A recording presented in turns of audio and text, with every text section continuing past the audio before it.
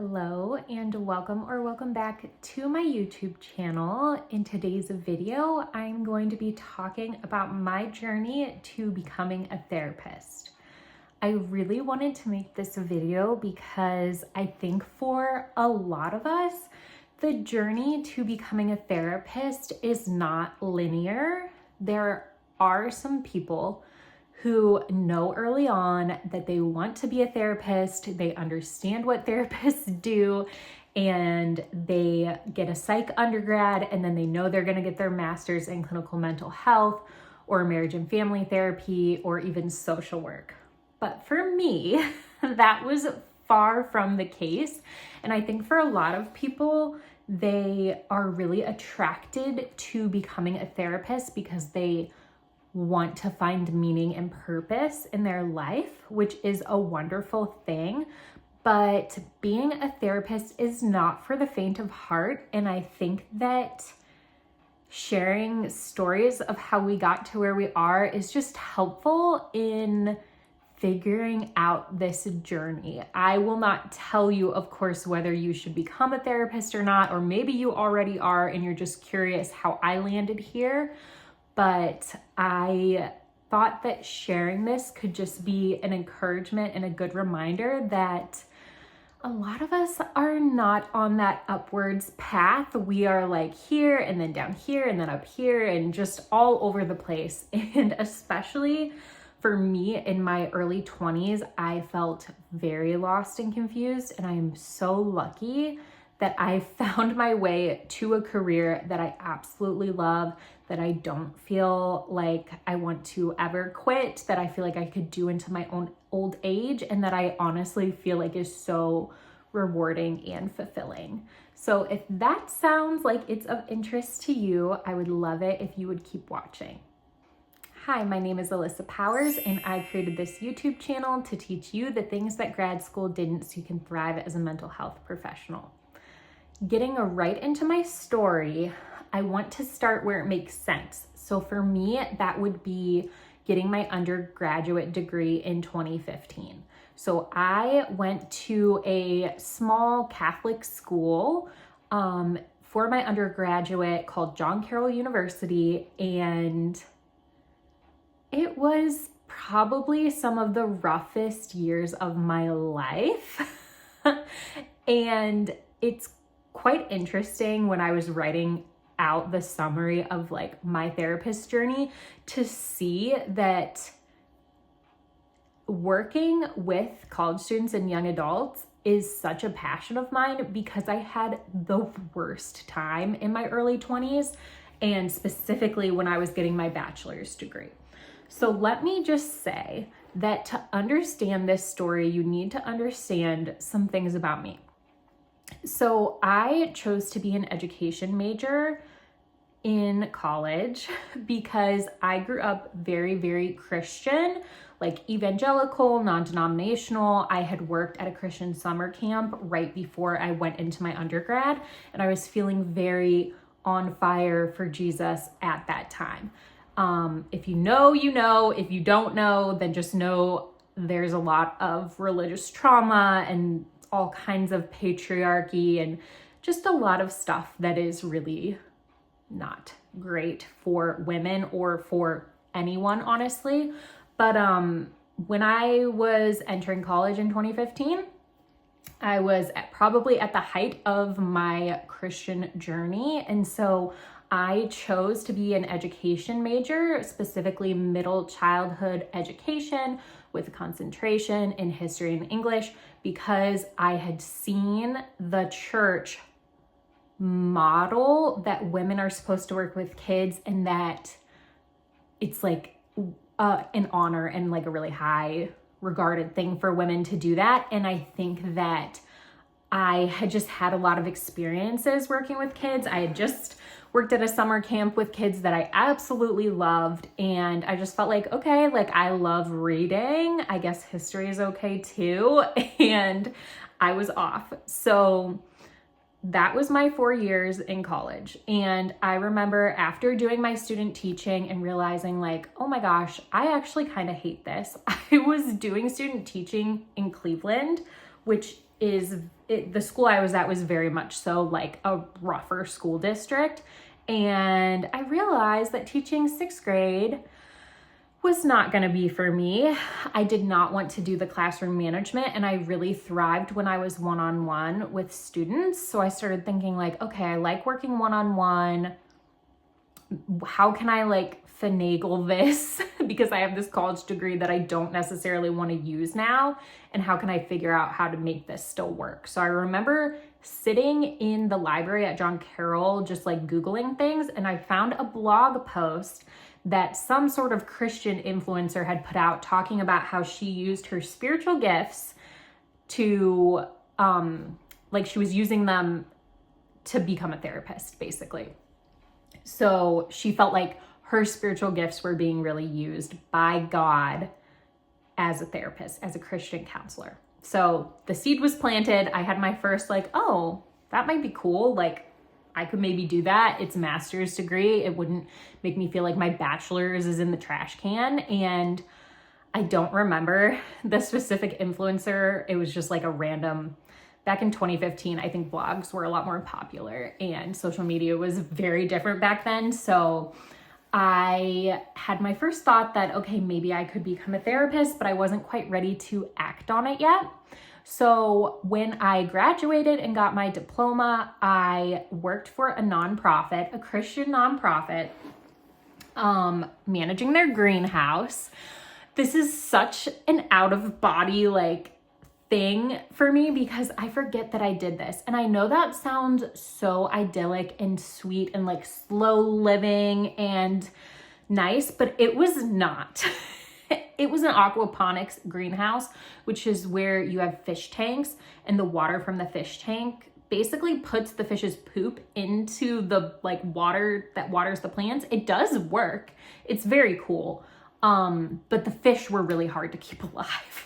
And I knew nothing about it too. Like, I don't know if you work in the nonprofit sector, you know, you end up doing a bunch of stuff that you are not qualified to do. So I did that for a year, and then I kind of started deconstructing my faith. And I remember like throwing a bunch of their creationism books out because they told me like, oh, go through the library and get rid of any old books. And I was like, cool, I'm going to get rid of all of these books that I don't agree with.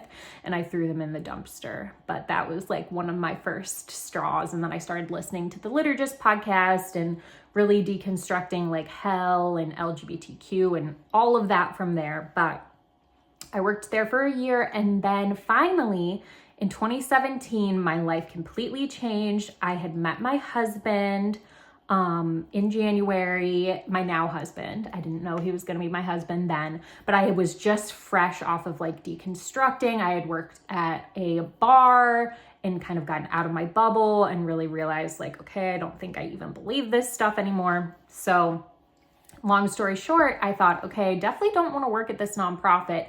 I'm going to apply to grad school.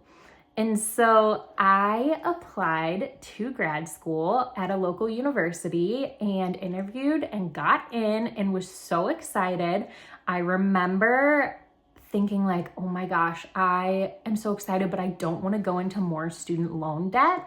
I had had loans from, of course, a small Catholic liberal arts school is like cha-ching, lots of money. I had about $25,000 in student loans, which I know compared to what a lot of people end up having, that's not that much. But I was like, okay, I'm determined to pay this out of pocket as I go. So my grandma gave me the first semester that I ever did, like paid for that tuition. I remember it was like $5,000 because she wanted to jumpstart me into the program, so I didn't have to save up.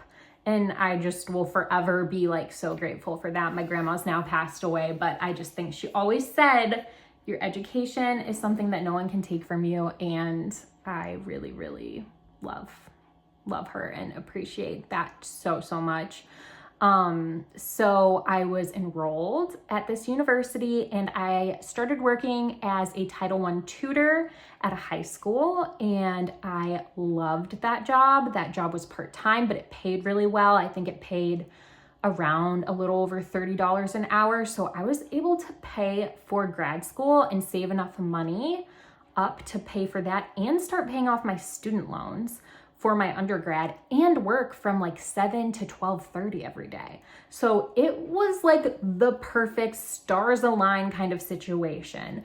And I am so thankful for that job. I still think back on that. Like, I had so much downtime. I was able to study for my classes. I was able to do my little Blackboard posts and all kinds of stuff. It really enabled me to like just not get completely burnt out with grad school. Because a lot of people say like, oh, you shouldn't have a job in grad school. You should just focus on school. Well, guess what?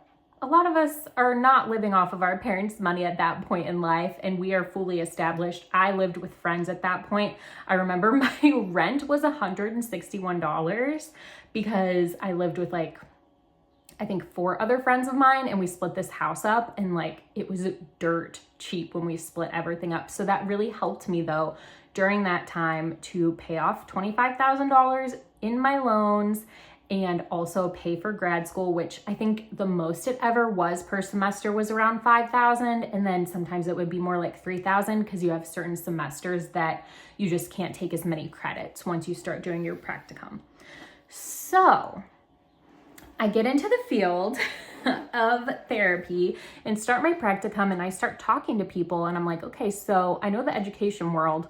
How much are you guys getting paid? Because like you have a master's degree, right? So it should be more than a teacher makes, and teachers are notoriously paid very, very poorly. And I think at the time, so this was maybe like 2018, an entry-level teaching position was making around $40,000 a year, a little bit less. I think it was like 39.